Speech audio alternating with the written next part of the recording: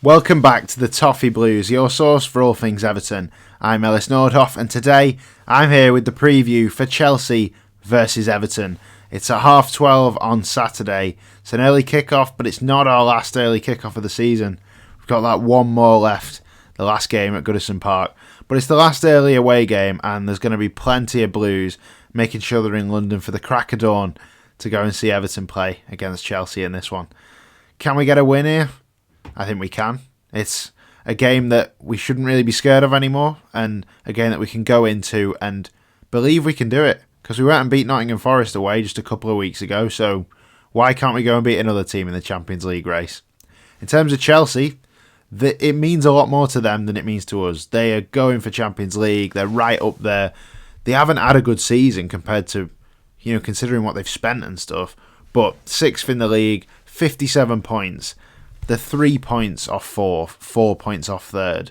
But we know what this Champions League race is looking like. It's so tight, and any slip up really can cost you, can't it? And there's only going to be a few teams that are going to get those spots, and the others are going to miss out, and probably massively miss out financially as well. I think it could be massively detrimental to any team that doesn't get in Europe this season, especially teams like Villa who've gambled as well. Chelsea even, we know they seem to avoid any sort of PSR issues, I suppose. They tend to find a way around it, but they've spent a lot of money and they will be thinking we have got to get in the Champions League for what we've spent here. And the next task is us, the next task is Everton. And you'd think on paper that their £1 billion worth of squad should beat us easily, but I don't think it's that simple. And recently they've just not been anywhere near as convincing. They beat Fulham most recently, which was a late winner in the end, but in general they've just not quite been at it. Like, they looked quite exciting at the start of the season, really, and Maresca seemed to be really implementing his ideas, but now I think the relationship's soured with Maresca and the fans, and I think Chelsea fans, they want a proven winner, don't they? So I suppose from the off you've not got the respect there for Maresca, because he isn't your Carlo Ancelotti, he's not your manager that's gone and won stuff before. I suppose that's a big thing for Chelsea fans. That's for me why they'd be better off with a name. I feel like that's just what the Chelsea kind of DNA is now. They need a manager that has won stuff and is respected, because that's just the demand for trophies at Chelsea. The fans are so used to it, and they've just not had it, have they, of late, really? They've just not had that team that's consistently fighting at the top. And I suppose they now need to somehow make sure that they get that Champions League spot, because if they don't, I think Maresca goes, and I think there's a lot of trouble for them after that. But now they have to play the mighty Everton, and they might not get 3 points in this one. We've had some decent days at Stamford Bridge, but largely we tend to struggle there, no more so than last year. We don't want to remember this, but I have to mention it. Last year, 6-0 to Chelsea. It was just disastrous, wasn't it? It was under Sean Dyche. It was at a point where fans after that game, many were completely done with Sean Dyche, right before he then turned it on and won 5 games in a row, including the Merseyside derby. That was a weird season, wasn't it? But that game against Chelsea, it was like, felt like the players had given up. Cole Palmer scored 4 goals. It was embarrassing, wasn't it? So I think these players have got something to make up for, haven't they, I suppose? Largely similar team, and they cannot go to Stamford Bridge and lose 6-0 again this time. Obviously, I'm not expecting them to, and it's a new manager. But still, if you're a player and you've got that pride, you'll be thinking, this can't happen again, and we've got to get some sort of revenge here. So while we are playing for pride at this point, I hope there's a bit of fire in the bellies just to make sure that we get some sort of revenge from that absolute horror result. And other ones that spring out for me, the Ellis Sims late equaliser. It's the one time I've been to Stamford Bridge, and that was a great day. Sims come on, absolutely finished off Koulibaly and buried it to give us something to celebrate and go home with. That was a good day, that. And sadly, Ellis Sims' career at Everton didn't really work out, but he'll always have that moment. He'll always have that Premier League moment as well to remember. And then the other one is, it was under Roberto Martinez. You'll remember it, but I think it ended 3-3. And John Terry scored in like the 98th minute, but we thought we'd won it in, I think, about the 90th minute. Funes Mori scored and jumped into the crowd. I think he had a big black bandage on his head that day, and Then, of course, John Terry scored an offside goal in the 98th minute to get them a point. But that win is coming soon at Stamford Bridge, and maybe, just maybe, it could be on Saturday afternoon, very early at 12:30. In terms of our team, I imagine it'll be pretty similar to what we've seen. Obviously, there's some changes that are going to have to be made. James Tarkowski will almost certainly not be fit for this one, so who's going to come in instead?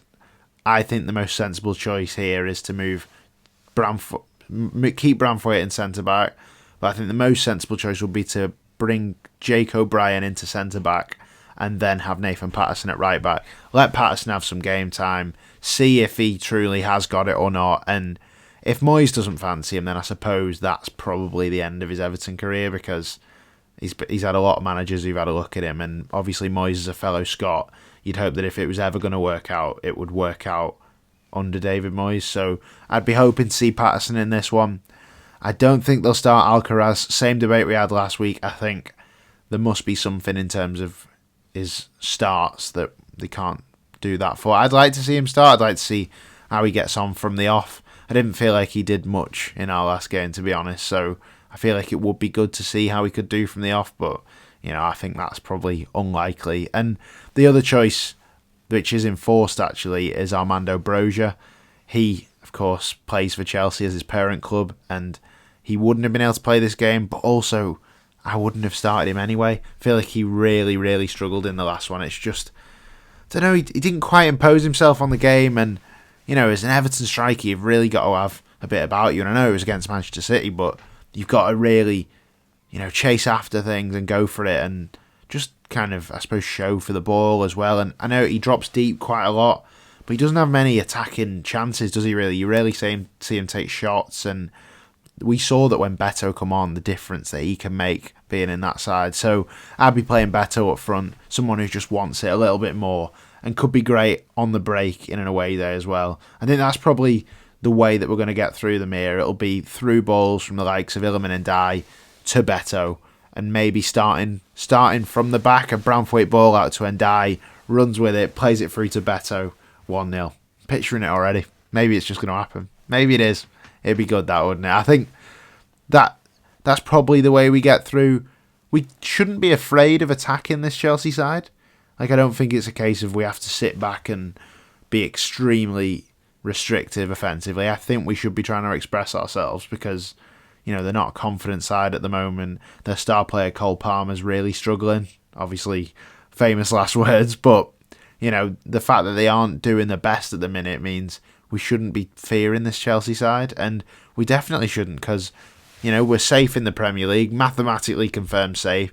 We've got nothing to play for but pride, and why not go out and why not have a go and see if we can go and win this? And, if we do, we go to 41 points, which hits the magic 40-point number. Obviously, we're already confirmed safe, but the more points you get on the board, the better at this point. Points obviously mean places, which mean prize money as well. So if we can earn as much prize money as possible, then it just helps us, doesn't it, a bit more for that big, massive reset in the summer.